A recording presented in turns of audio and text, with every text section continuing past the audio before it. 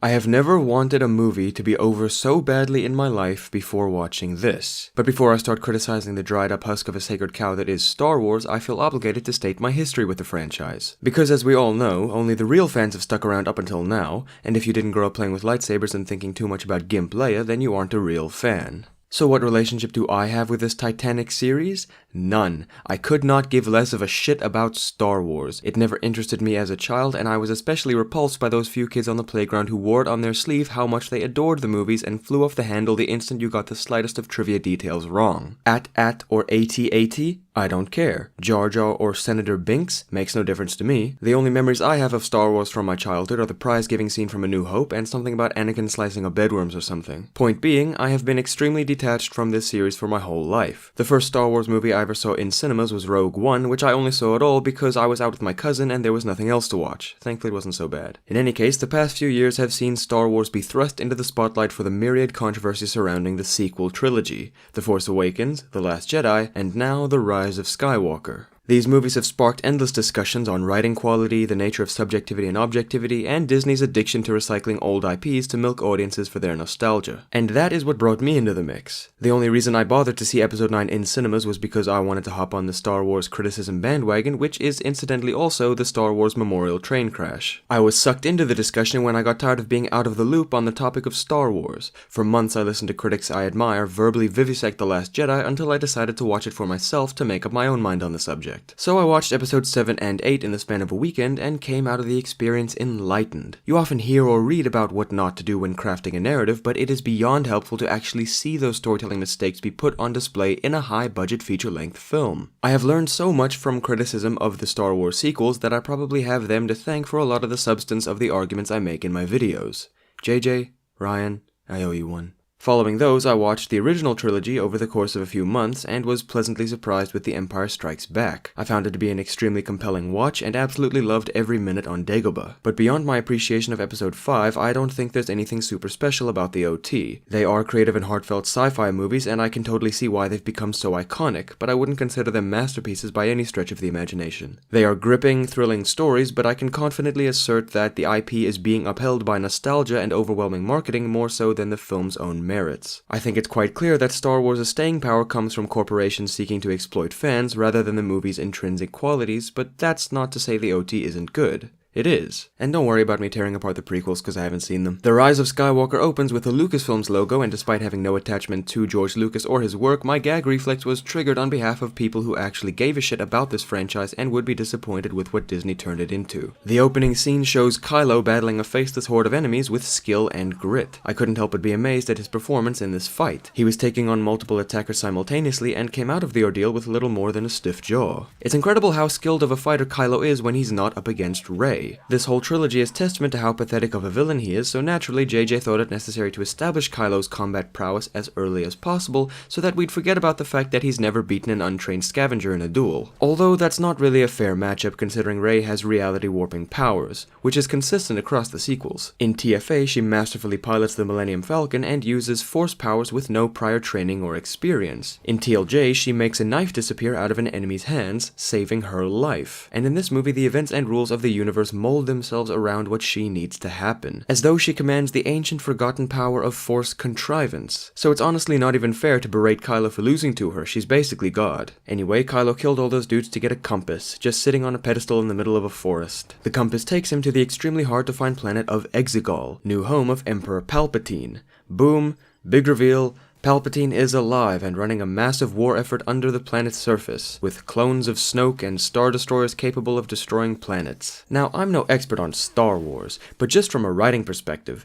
doesn't having a fleet of planet-destroying ships kind of diminish the gravitas that the Death Star once carried? Isn't it kind of cheap and disrespectful to invent an armada of Star Destroyers, each with the power of a Death Star between movies, and claim that it was part of a master plan for the past 30 years? Isn't it lazy to contrive a hyper-powerful enemy force off-screen and pass it off as a fitting climactic battle to a decades-old beloved and iconic film franchise? Lazy? Disrespectful? Contrived? Looks like we're watching another over-budgeted Disney action movie. But hey, what do I know? I'm not even a real Star Wars fan. And you could consider this a nitpick, but how is Palpatine even alive? I sorta remember him being thrown down a really deep shaft in the Death Star before the Death Star itself was obliterated. And I sorta remember the whole cast celebrating their hard-fought victory over the Empire with the Ewoks just after that. But now Palpy is back, and since the events of the OT, has been amassing an army he calls the Final Order. Much like most of the events of Episode 9, how the Emperor is even alive is not explained during the movie. And you just know that means JJ invented whatever he felt like in the moment and expected the expanded universe writers to pick up the slack for him, which they did. So apparently, there's this thing called the Star Wars Visual Dictionary, which may or may not be canon depending on what time of the month it is when you ask Queen Kennedy, and it says that all those hooded fuckers who just sat in the background for the whole movie in Palpatine's cave, they're called the Sith Eternal. And they've been around this whole time operating out of the shadows. And they apparently revived Palpatine through technology and the occult, which is a nice introduction to one of Episode 9's strongest motifs, fabricating plot points out of thin air. As if it wasn't lazy enough to bring back the villain killed in Episode 6, when it came to making any sense of his resurrection, JJ passed the buck to the poor saps in the Extended Universe department. And another thing, the Visual Dictionary says that Palpatine was revived by the Sith Eternal. Doesn't revival dictate that there must be a body to be revived? The Emperor was annihilated by a planet-sized explosion. How is there anything left of him to be stitched back together? Meanwhile, on arbitrary resistance-based planet, Rey is training. I would comment on why that makes no sense, but in a surprisingly self-aware line, Poe actually berates Rey for training instead of going off with him and Finn on a mission to gather intel. Poe outright says that Rey is their best fighter and is legitimately confused as to why she's training. So let me get this straight. The audience is well aware that Rey is infallible. Now the characters acknowledge that she doesn't need training, meaning that the writers must know she doesn't need training. So why is the scene even in the movie? Is it just to overtly show the audience how skilled Rey is? We already know! She hasn't lost a single fight and can lift tons of debris without breaking a sweat. The Rise of Skywalker is crammed full of shit already, but they felt it necessary to include a scene of Rey learning to better herself? How do you improve upon perfection? Anyway, using the intel Poe and Finn gather, the gang goes to the desert planet of Pisana to pick up the hunt for a second compass that can lead them to Exegol. You see, Rey read in some books, which may or may not be the sacred Jedi text, that Luke was looking for the compass years ago, but gave up after the trail went cold on Pisana. Now the fun begins. Conveniently, a festival that only takes place once every 42 years is being held when the gang arrives. Conveniently, a little alien girl chooses Rey out of the whole gang to give a necklace to. Conveniently, Kylo initiates a forced conference call with Rey after the necklace was given to her. Conveniently, Kylo knows that because of that specific necklace, the gang is on Pisana. Conveniently, Lando Calrissian has been living on this exact planet since the hunt for the compass ended and saves the gang from a stormtrooper who was conveniently positioned to find them after the Force Skype call ended. So Lando sends them to the last step of the trail where they find a Sith assassin's ship, in good condition, not stripped for parts or broken in any way, and still capable of flight. After an underwhelming chase scene, the gang ends up on quicksand and begin panicking as they get pulled under the surface. The fact that Rey does nothing to help any of them might be excusable if we hadn't seen her levitating herself 10 feet in the air while simultaneously floating large rocks in a ring formation earlier in the same movie. She is a god, and yet when convenient for the plot, she just forgets how to do what comes naturally to her at other times of distress. But don't worry, this pit of quicksand is a cousin of the pit of tentacles from Harry Potter, and so after a bit of sinking, they fall into an underground cavern with no sand in their lungs or anything. They are greeted by a wounded alien snake that appears vicious and ready to strike at them until Rey approaches it. This dangerous beast allows Rey to step over its coiled body,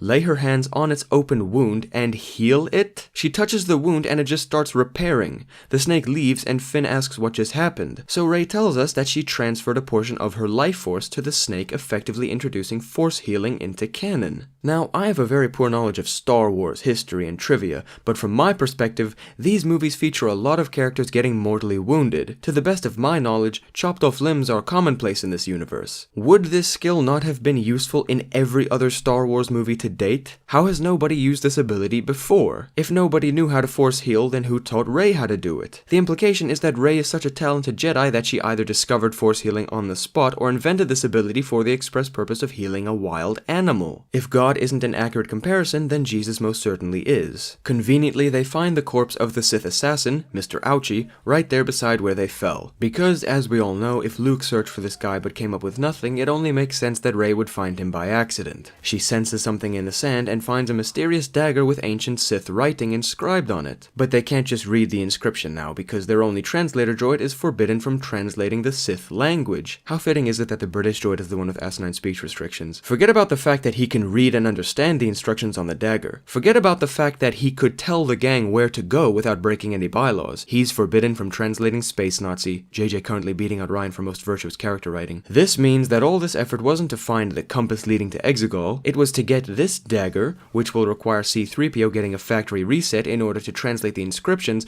which will then lead them to the second compass that will show them the way to Exegol. You could make an entire trilogy out of the plot points of this movie alone. When they get out of the cave, Rey wanders off by herself, something she does a lot in episode 9, leaving the rest of the gang to return to the Millennium Falcon and worry when they notice she isn't with them. Rey walks dramatically into the middle of the desert because she senses Kylo coming. The gang sends Chewbacca out to retrieve her, but some stormtroopers capture him at some point between the Falcon and where Rey is standing without any of the heroes seeing it happen. This leads us into that shot from the first trailer where Rey flips over Kylo's ship as it speeds at her. What we didn't see in the trailer is that as she's flipping, her lightsaber cuts into one of the wings, critically damaging the craft and causing it to barrel out of control and explode. But don't worry, Kylo survived it. After her epic moment, Rey sees that the prisoner transport with Chewie on board is flying away, and so holds up her hand to the ship, pulling it backwards with the Force. Kylo shows up not long after and uses his Force powers to push against hers, and we get 2 minutes of Adam Driver and Daisy Ridley doing their best impressions of constipated people. That is until, out of sheer frustration, Rey lets loose a massive discharge of Force lightning,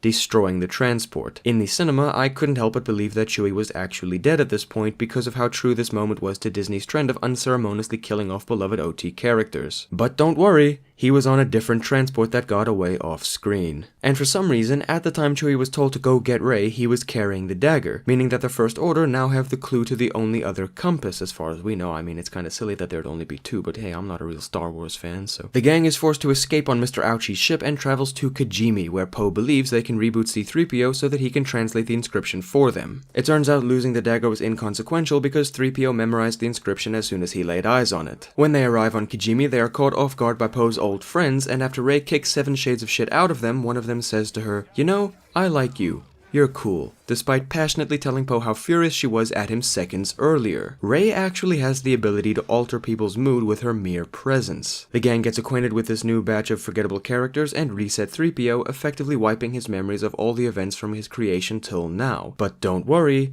R2-D2 has a backup. I know that this moment is nowhere near as impactful or tender as the movie frames it to be, but considering that I had so little attachment to these characters, when 3PO said his final goodbye, it actually resonated with me, because it felt like I had just as much experience with him as these characters did. There was this little scene on the Resistance base planet where Leia and 2 rebels are talking. I don't remember where it was on the timeline, and it has no bearing on the rest of the movie, but what happens in it is retarded enough to warrant criticism. Leia asks a pilot something to the effect of, "Any news from the gang?" He replies with, "We've had no word from them." Then both Leia and the rebel chick beside her shrug their shoulders and sigh as though he was being insensitive. The rebel chick says, "Come on, man." And Leia replies with, "Try to be a little more optimistic." And so the pilot nods his head in agreement and goes on his way. This scene is played completely straight and frames the pilot as callous and brash while making the ladies out to be justifiably offended. This is what you come up with when you don't know what to do to close out a trilogy and must cater to bloodthirsty ideologues who need their worldview validated by a movie to consider it good. It is bizarre that this scene is even in the movie considering how cramped the narrative is and considering how meaningless it is to the overall story. Not to mention the fact that Carrie Fisher is dead and so it might not even be her saying that bullshit. This scene is an insult to basic standards of writing, the original trilogy, military strategy, and Carrie Fisher's memory. Next, Rey senses that Chewie is still alive, and so the gang launches a rescue mission while Kylo searches for Rey on Kijima. The gang ends up on a Star Destroyer, I think, and before they make much progress, Rey decides to go off on her own again. Why, Poe asks? Because she has a feeling. I thought that the Force was commonly understood as a reasonable explanation for such random cases of compelled behavior, but I guess calling it a feeling works just as well. Even though such a nebulous reason might only confuse Poe more, while he understands quite well what the Force is and how it functions.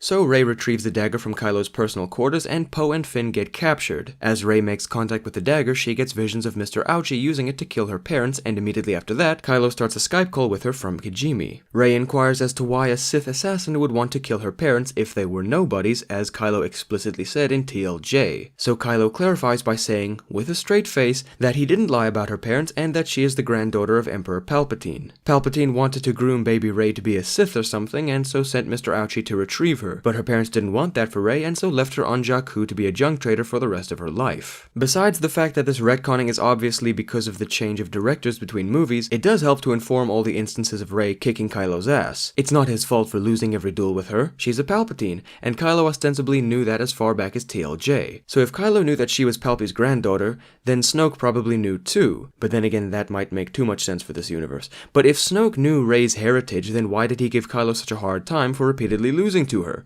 Surely he would know that being overpowered and guarded by the plot runs in the family for them. So Kylo and Rey break out into a fight while in the Skype call, but owed to the mechanics of this force power, neither party can see the environment in which the other is currently standing. Rey received the call while in Kylo's room, but from his perspective he's still on Kijima. And the way he figures out where she is when, during the fight, they smash the pedestal on which Darth Vader's helmet rests, and it teleports through the Force to the surface of Kijima. So, without Rey or Kylo actually making contact with the helmet, it teleports through the Skype call. Not the pieces of the pedestal both of their lightsabers struck, the more iconic thing that was resting on top of it. That's what tipped Kylo off to Rey's location, despite the fact that for the entire duration of the fight she was holding the dagger that Kylo intentionally left in his room. Well done, JJ. Meanwhile, Poe, Finn, and Chewie are being prepped for execution in a broom closet where nobody outside the room can see what twist might take place inside, when all of a sudden, General Hux kills the stormtroopers and sets our heroes free.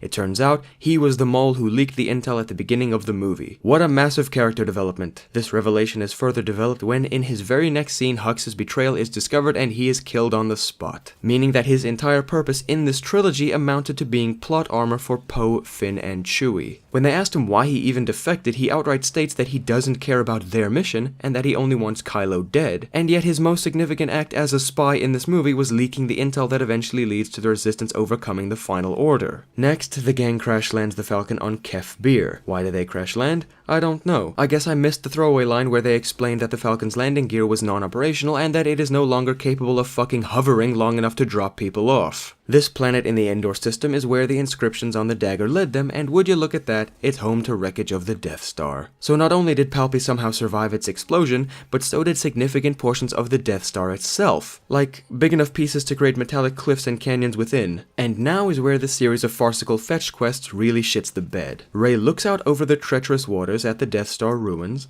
pulls a curved ruler out of the dagger, instinctively holds it up at eye level, and lines up the dagger's silhouette with the Death Star's wreckage, letting her know exactly where to go among the island of garbage in front of her. The logistics of this compass hunt are earth-shatteringly idiotic. One day, Palpy hired a Sith assassin to go fetch Rey for him. Mr. Ouchie couldn't find Rey and so killed her parents with a very special dagger. A dagger inscribed with a dead language and designed in the shape of debris sitting in an ocean. This dagger serves as a guide to wreckage that should not even exist and has somehow stayed reliable over the years, meaning that the massive tidal waves and rust damage had no effect on the ruin's structural integrity. It takes conveniences stacked on top of conveniences stuffed with more conveniences for anything in this movie to work. The locals show up and inform the gang that they won't be able to navigate the treacherous waters to get to the wreckage until the following morning. So naturally, Rey goes off on her own again, having hijacked a skimmer, and navigates the treacherous waters with ease. Once aboard the ruined Death Star, she finds the throne room, which is conveniently oriented properly such that she can stand up straight on its floor, and finds the second compass. Finally, some semblance of progress. Upon touching the compass, she gets a vision of Darkseid Rey before Kylo shows up and starts dueling her. How did Kylo find them? I don't know. I couldn't be bothered to pay attention at this point in this pathetic excuse of a blockbuster. Kylo destroyed the compass as he arrived because he wants Rey to go to Exegol with him. He probably wants to turn Rey to the dark side and get her help to overthrow Palpy, but that isn't made extremely clear in the script. That is how he behaves though. Despite Palpy explicitly telling him to kill Rey, he disobeys the simple instruction at every chance he gets, which raises more issues. Earlier, Palpy revealed to Kylo that he had been every voice inside his head and that he had acted as a guiding force for Kylo in his times of uncertainty and distress. Palpy outright told the audience and Kylo that he could hop inside Kylo's head whenever he wanted to, and yet he couldn't tell for the whole duration of this movie that Kylo was trying to stab him in the back. During this poorly choreographed lightsaber duel taking place outside atop the Death Star ruins, Finn, who inexplicably got across the treacherous waters when he wasn't supposed to be able to, tries to intervene to help Rey, but she force pushes him away. I don't know why she wouldn't want his help in the situation, but maybe she just doesn't want Finn to get knocked into a coma again. But I think she should have let Finn join in on the action because things take a bizarre turn when Kylo actually starts beating her in single combat. What is happening? In The Force Awakens, Rey was arguably at her weakest but beat Kylo in their first fight. Now, after an unknown time gap since The Last Jedi, Rey has been training under Leia, an individual who we are shown in a flashback to have beaten Luke in her training. So after being trained by someone, who I really don't think should have gotten any Jedi training by my basic understanding of the canon, who is framed as a skill fighter and strategist, Rey gets overwhelmed in the most underwhelming lightsaber duel I have ever seen. Even the OT had more emotionally charged fights. This is insane. Rey actually loses this fight. Kylo has her dead to rights, but then Leia Ex Machina steps in to project a force message to Kylo from the Resistance planet. Since when is Leia capable of such force powers? No, stop. Don't think about it, because Rey sees that Kylo is vulnerable while intercepting a message from his estranged mother, and so takes the opportunity to stab him through the chest with his own lightsaber. What the fuck were they thinking while putting this together in the editing room? The execution, no pun intended, of this scene is extremely confusing. I'm still not sure if Leia started Skyping Kylo as a distraction so that Rey could turn the tables on him, or Leia just wanted to check in on him and Rey killed Kylo in cold blood with no regard for what Leia wanted. Either way, it takes so much of a toll on her that Leia dies immediately after, and it could not have been more awkward. She's lying down with a sheet over her for some reason, and she does the Jedi fadeaway thing, making the sheet slowly fall down, but the sheet CGI looks pitiful. Like,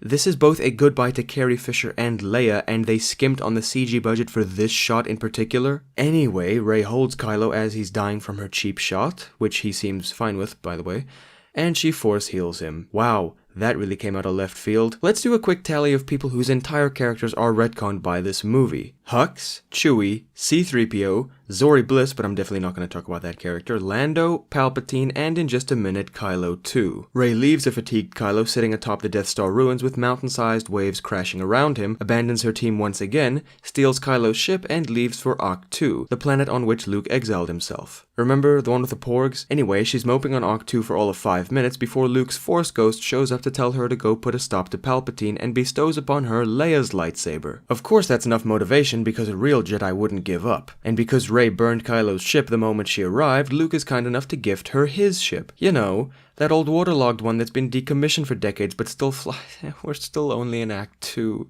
Back on Kef Bir, Kylo's brooding on the Death Star wreckage when Harrison Ford shows up to console him. Okay, so we can add Luke and Han to the list of character retcons, but how is Han even here, you might ask? He wasn't a Jedi and so cannot be a Force ghost, you might object? I'm not the one to ask. Kylo explicitly says that this vision of Han is just a memory, but I have no idea what that means in canon, so I can't really comment. This touching moment is made all the more confusing because I don't know why Harrison Ford subjected himself to this or how this interaction functions on a basic level in universe. The only important thing to take away from this is that Kylo is taking back the name of Ben Solo and throws his lightsaber into the ocean. Beyond that, it's essentially just JJ using scraps of food to make a Thanksgiving dinner. We're getting to the climax though, so there's not much more to— okay, I lie, the climax is abysmal, so we're nowhere near done. The Resistance mourns Leia for 5 seconds before Rey sends them directions to Exegol that she took from Kylo's ship or something. They prepare an attack to launch against the Final Order, and while talking strategy, Poe tells the other rebels that their goal is to take out the Death Star Destroyer's navigation towers because, and I quote,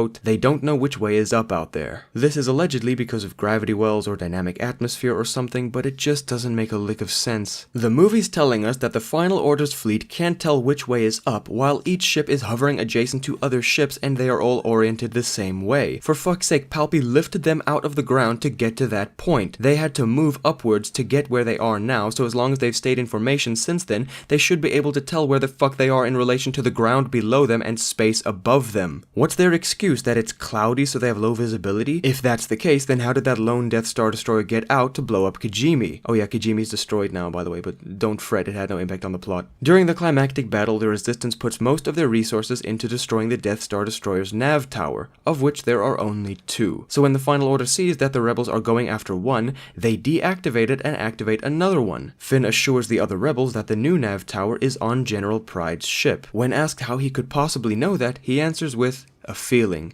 JJ, just take all the Oscars, we don't deserve you. So they destroy that nav tower, and the movie acts like this was a crippling blow to the Final Order despite all of their firepower still being operational. They just can't navigate now. You know, these aren't even artificial stakes. These are imaginary stakes. The conflict in this scene relies on the bad guy's inability to distinguish up from down. And now that the nav tower is destroyed, they're really screwed.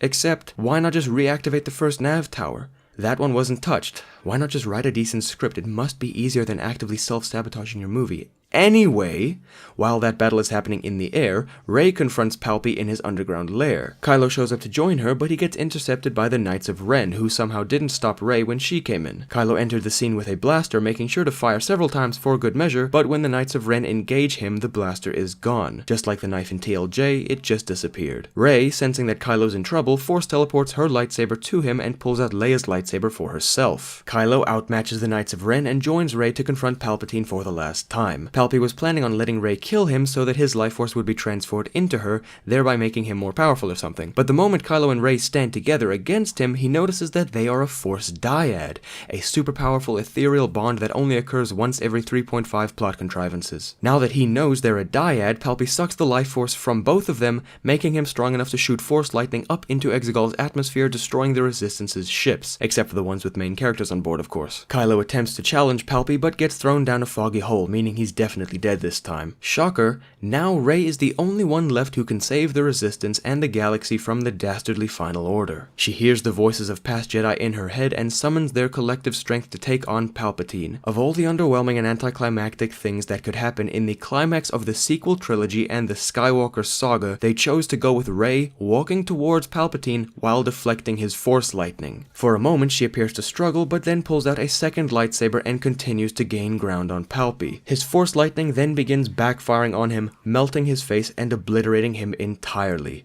meaning he's guaranteed to come back for the next one. Speaking of not dead, Kylo crawls out of his foggy hole to find that Rey killed the Emperor with no help from him, but is now dead from the toll it took on her. In a valiant character payoff moment, Kylo transfers his life force to Rey, reviving her, long enough for them to share a kiss, and then dies himself. Considering what we know about force healing, I'd think that Rey could still transfer a small portion of her life force to him, like enough to keep him alive but not fully rejuvenated, but no, he's coming back in the next movie too. The Resistance celebrates their victory over the Final Order, and Rey travels to Tatooine to bury Luke and Leia's lightsabers. She literally buries the lightsabers by moving the sand with the Force, but couldn't do the same when they were sinking in quicksand earlier. Anyway, a vagabond shows up asking who the fuck Rey is. Rey says Rey, but she wants to know her last name, so Rey looks directly away from the Tatooinean hobo to see Luke and Leia's Force ghost looking on at her with sorely misplaced pride. She turns to the vagabond and dubs herself Rey Skywalker, putting the final nail in the coffin of this exhumed and ritually vandalized IP. What a miserable waste of my time. Looking back, I'm glad I watched Rise of the Skywalker in cinemas because now I know what it's like to watch a train wreck when it's still fresh and new. But on the other hand, I was caused severe mental fatigue while scripting this video. Criticizing bad movies is one thing, but criticizing The Rise of Skywalker is a weird blend of community service and self-mutilation. I'm somewhat regretful that I hopped on the Star Wars train so late, but beyond happy that I wasn't invested in this franchise from a young age just to see it go up in piss-drenched flames like this. Where to begin with this cinematic excrement? The characters are inconsistent to such an extent that it looks like they swapped out the writing staff mid-production several times. Finn is easily the most wasted character of this whole trilogy, being an ex-stormtrooper turned Resistance water boy. Poe is supposed to be a fun-loving and adventurous hero, but Oscar Isaacs looks like he'd rather be anywhere else. Kylo is so fickle and yet so predictable that I feel sorry for Adam Driver, knowing what he's capable of at his best. All of the OT characters are used and abused at the whim of either of the sequel's directors. They were the main selling point for millions of fans, but ended up mistreated or marginalized to make way for a new inclusive cast of characters with all the intrigue of a wet slice of bread. And then there's Rey, this trilogy's signature Master Jedi Warrior, trained by Leia after having defeated Kylo Ren and hordes of stormtroopers, pilot of the Millennium Falcon instead of Chewie or Poe, and sole remnant of the Skywalker family by forceful entry. Say it with me now. Rey can do no wrong. She is infallible to the point that the galaxy warps itself to align with her goals at any given time. She can make weapons disappear and teleport. She can pilot any land, sea, or aircraft with no prior experience. She can overcome any enemy, and if she can't, then a beloved character from the OT will lay down their life to give Rey the upper hand. She can even have complete strangers swooning over her moments after physically assaulting them. Rey can do no wrong. Everyone likes her. Finn is either in love with or highly admiring of her. Poe only berates her because he wanted her help in a perilous situation. Leia and Luke basically worship the ground she walks on, and Kylo has some kind of fucked up feelings for her despite their perpetual conflict. Speaking of which, Reylo is easily one of the sequel trilogy's least defensible developments. If you took a random person off the street, made them watch TFA and TLJ, and then asked them if they saw any chemistry between Rey and Kylo, they would be confused. The idea that Rey and Kylo can or should have anything approximating a romantic relationship only makes sense in the twisted minds of those mongoloid shippers who have nothing better to do than fantasize about fictional characters fucking. Reylo is a more toxic fictional relationship than Harley Quinn and the Joker, but got more screen time than Luke Skywalker reacting to Han Solo's death, testament to the amount of respect Disney has for Star Wars. Then there's the setting, the galaxy far, far away,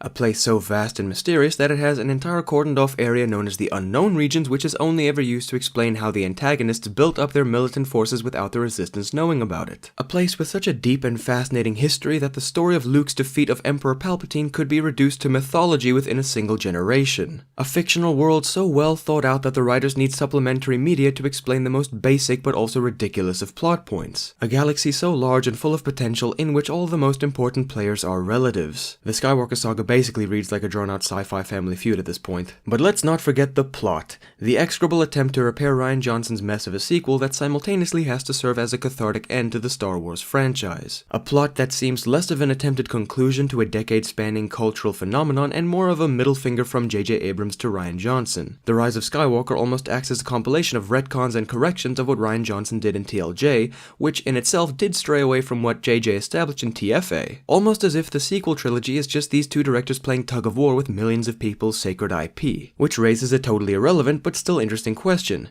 Which director made the worst movie in the sequel trilogy? I would confidently assert that The Last Jedi is the worst Star Wars sequel.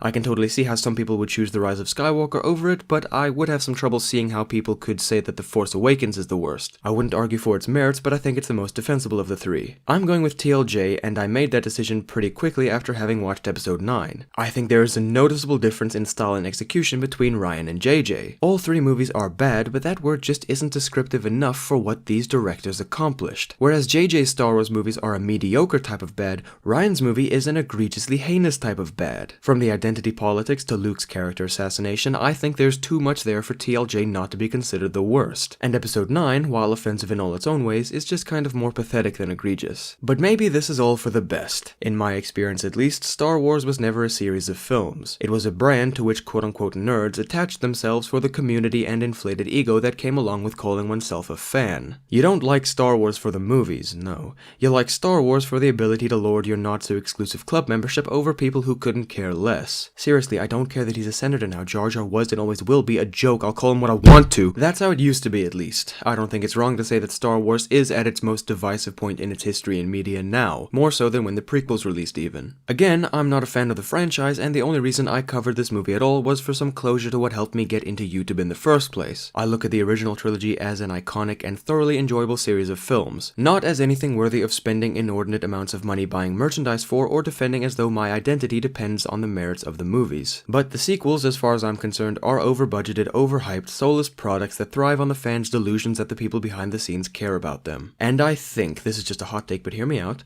I think that if everyone could just separate their investment for this dead IP from their own identities, then a mountain of heartache could be avoided when they eventually discover that Star Wars is currently only around to exploit fans for their time and money. As always, I love discussion and debate, so if you have any criticism of my take on Star Wars Rise of a Feeling and the greater cultural phenomenon, let me know in the comments. Thanks for watching, see you next time.